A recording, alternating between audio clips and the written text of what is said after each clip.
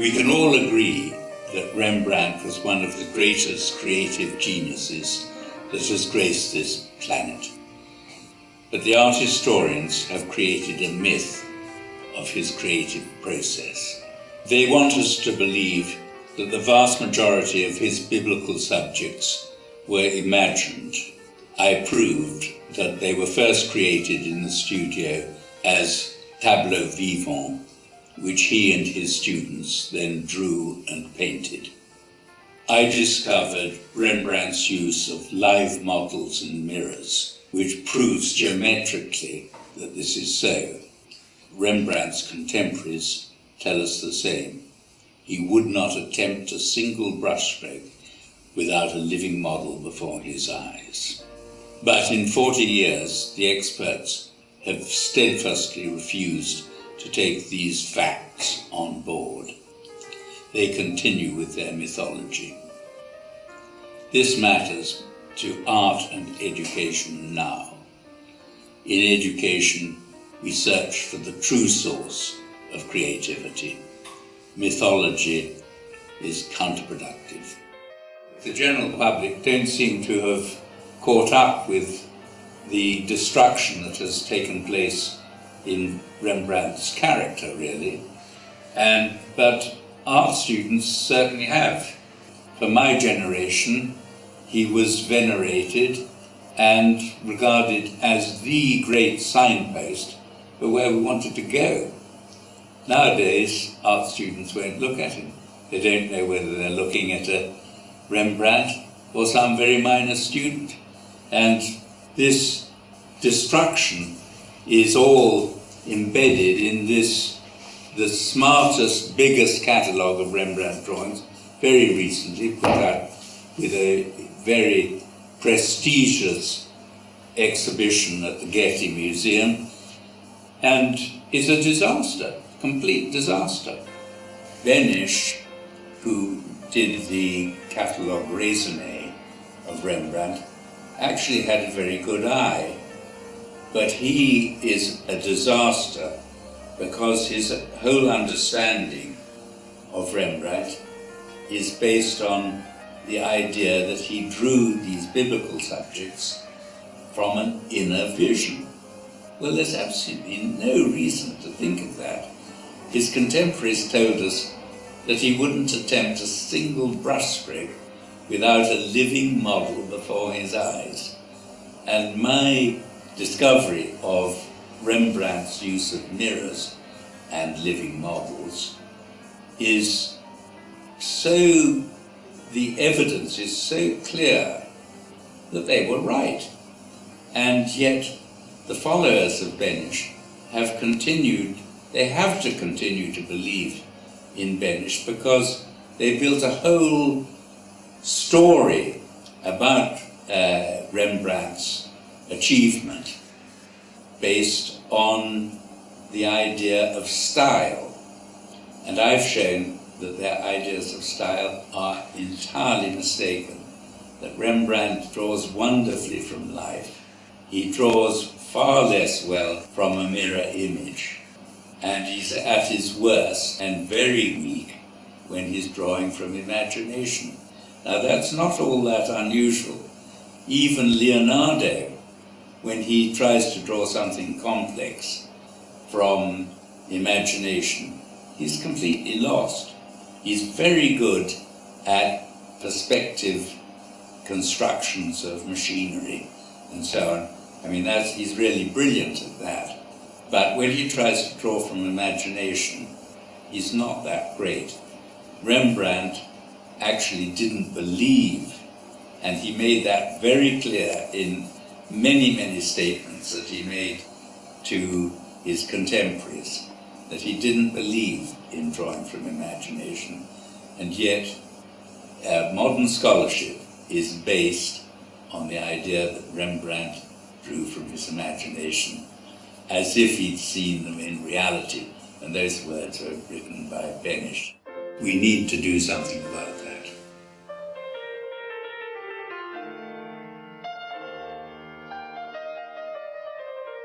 As a student, I just had this book of Rembrandt's drawings. It's called the selected drawings by Benish. I thought, well, if they're selected, they must be the best. And I had no idea that there were lots and lots more. In fact, Benish went on to make a 6-volume catalogue of his drawings, an enormous number of drawings. When I got hold of these books, they're the Dover paperback, I suddenly realized that there were lots more drawings that I hadn't even considered before. And all these drawings were thought to be by Rembrandt in 1904. And that was before any really serious collections had been made of his drawings. And I found lots of true Rembrandts here, which actually don't appear in the 6-volume Benish catalogue. So I was also very surprised by the judgments. Professor Slive of Harvard had written underneath drawings that he disapproved of, why he disapproved of them. And to me, that didn't make much sense at all. I found him discontinuing drawings which, in fact, I regarded as masterpieces. Rembrandt is a very variable artist.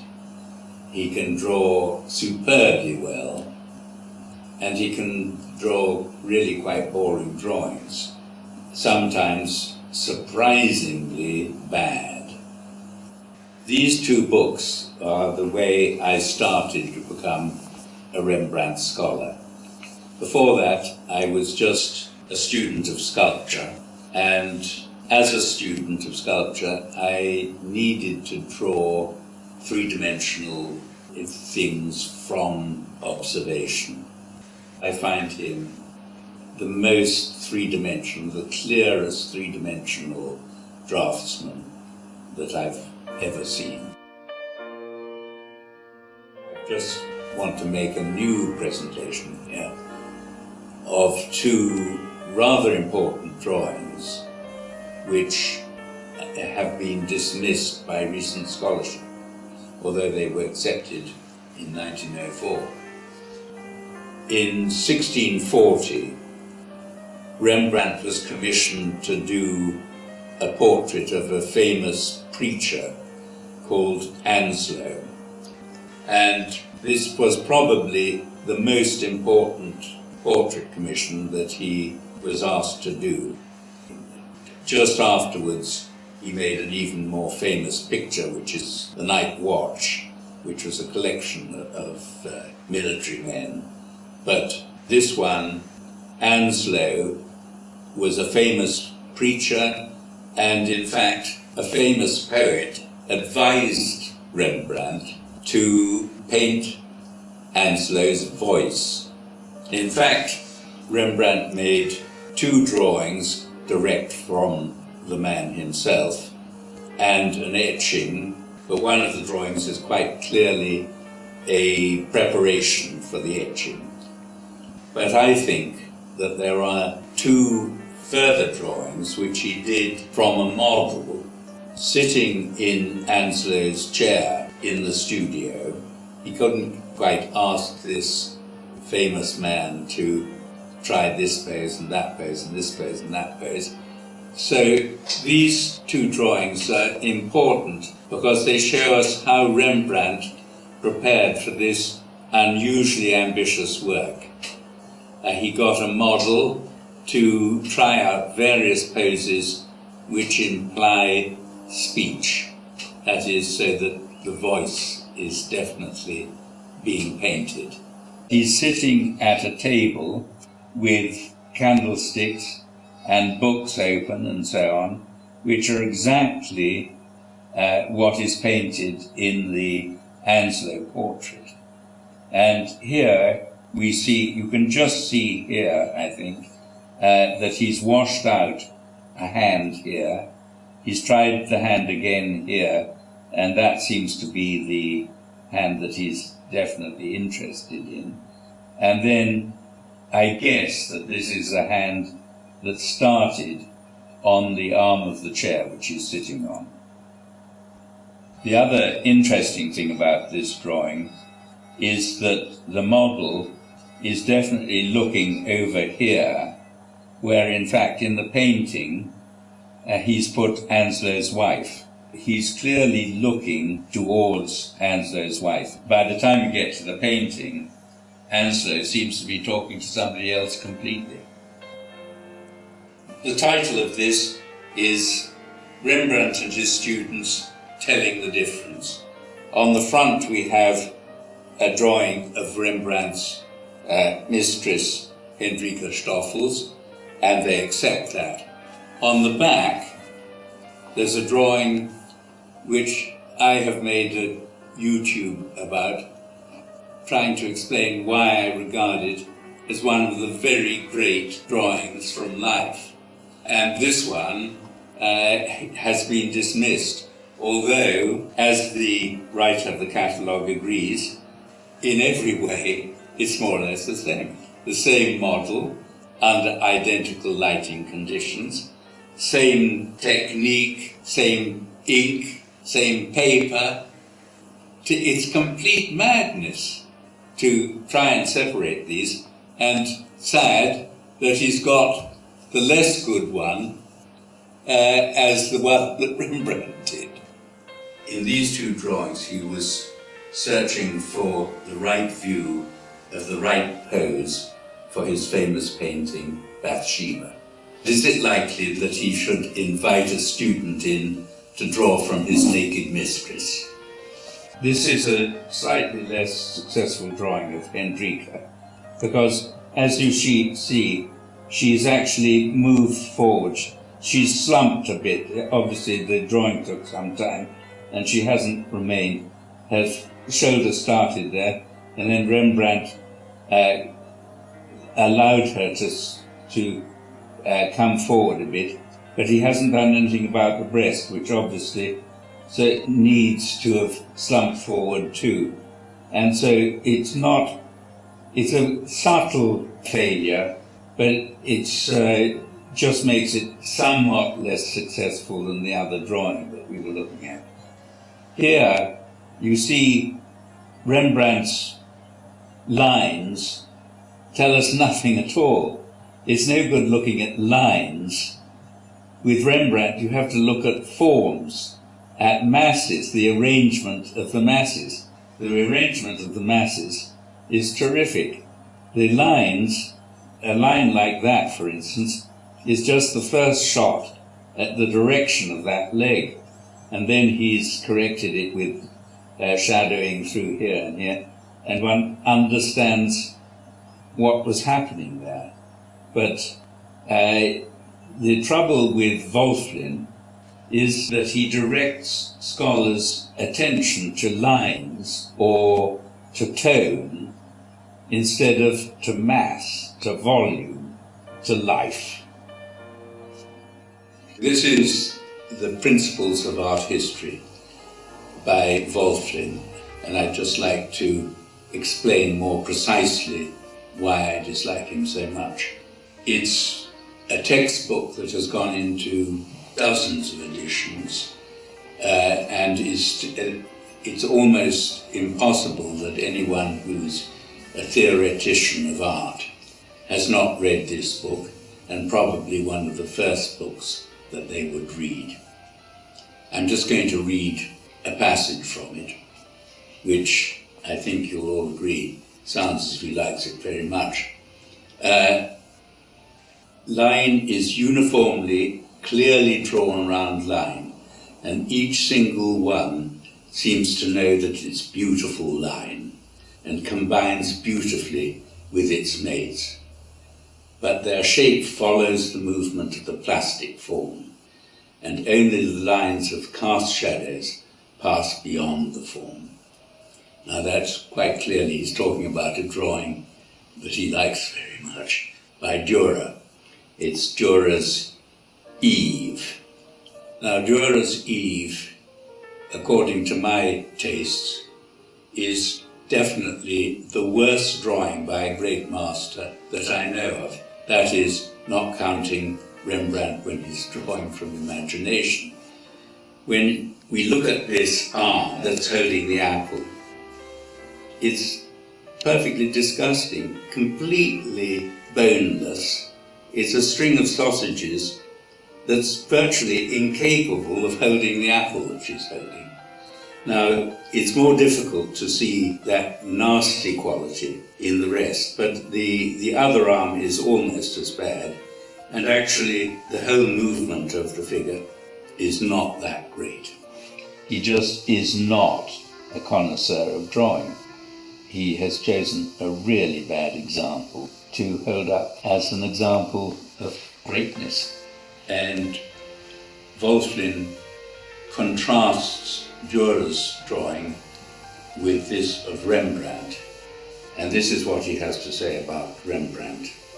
It would be difficult to say by what rule the lines are formed, but this is clear, that they no longer follow the form. That is, they do not appeal to the tactile sense, but give, without prejudice to the effect of solidity, rather the purely visual appearance. So what I love about this drawing is just the fact that it does convey the tactile, the sculptural quality of this lady incredibly well. I've made sculpture from this because it is so clear, and what I love, of course, is its individuality, that he's responding to individual life. This is the huge strength of Rembrandt, which the scholars don't really appreciate. They prefer the idealized form. I much prefer the individualized, the particular response to life, and this is Rembrandt's huge strength. I made a film with the BBC in 1976, which most people find astonishingly convincing, about Rembrandt's use of mirrors, but not the scholars. Let me add to that, with one less of the group of models, but otherwise the setup with the bed and the mirror and where Rembrandt is sitting are exactly the same. So here's, in fact, my publication in the Burlington. These are photographs of the maquette. This is the maquette based on the drawing which the scholars have dated 1652, but we see the reflected light here. That's where the window was, which is throwing a shadow across there, which we see in the drawing. And the really exciting thing about this is that when you put the light here to light the maquette, you see light on the reverse side of his bed. Same group, the same lighting, because in fact there's light here on this side of the bed, which could only have got there because it's reflected off the mirror. Two very, very different drawings, and yet they clearly were done from the same group under identical lighting conditions with a mirror, and all these things are denied by the specialists. Because these proofs destroy their concocted evolution of Rembrandt's drawing styles. In this final section, I'd like to just outline things that I've already put on YouTube, which will reinforce the ideas that I've put forward today. I've pointed out the extraordinary difference in quality between Isaac, the old man, who's quite clearly observed from life.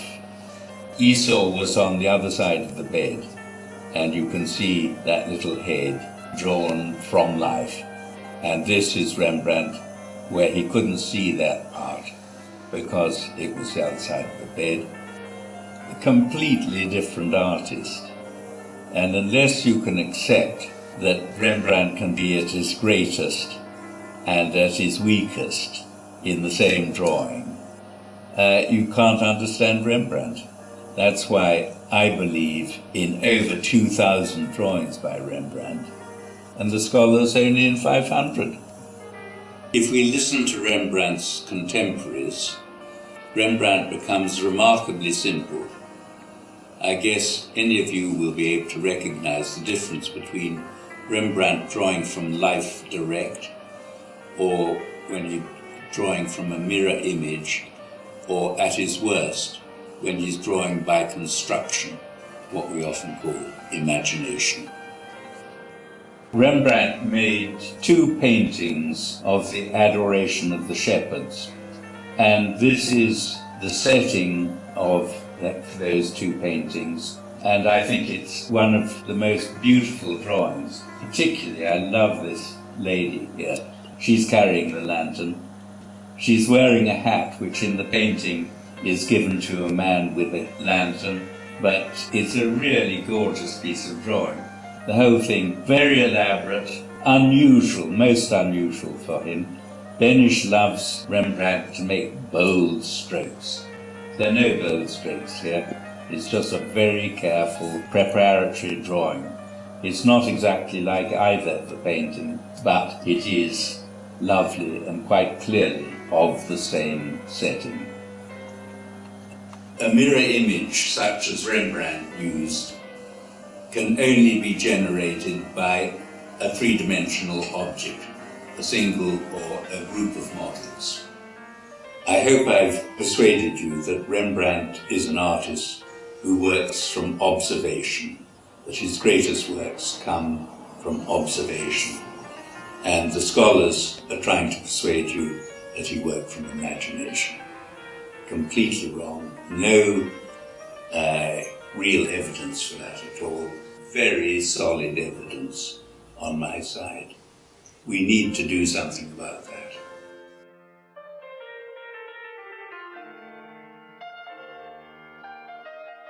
The course will briefly visit my other discoveries, which can be viewed on my website, and also the quotes of art scholars who support my view of Rembrandt.